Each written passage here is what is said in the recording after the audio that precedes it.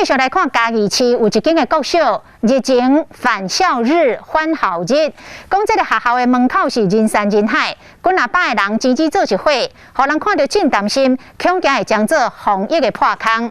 学校是来回应讲，当讲这个返校日，有袂少的家长拢是第一届来接送着囡仔，加上已经得要3个月无登来学校了，无了解到接送的动线，才会发生着这款的状况。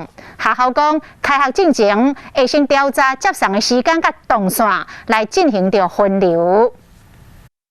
嘉义这一所国小校门口挤满学生和家长，整条马路被挤得水泄不通，看不到宝贝小孩，只能把手举高高的，拼命挥啊挥。这是正门区有没有？这德来市。学生一窝蜂同时间往大门去，好几百人挤成一团，看到这一幕简直把家长吓坏。你会发现另外2个门的人，家长反而很少。不过其他的接送区只有零星家长，反差很大。是不是太久没回学校，接送动线才会乱成一团？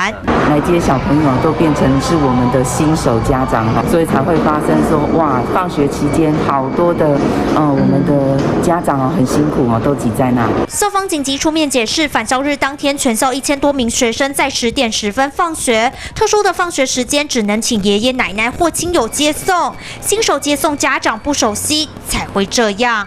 把小朋友接送的方式是什么？看他们是要去安亲班呢，还是家长接送？确实做好分区分流跟分时段分流的状况9月1号即将开学，校方连忙发放调查表单，未来也会落实分点分流，就是要避免类似事件重演，更要避免造成防疫破口。华视新闻林婉徐、金一、陈建邦嘉义报道。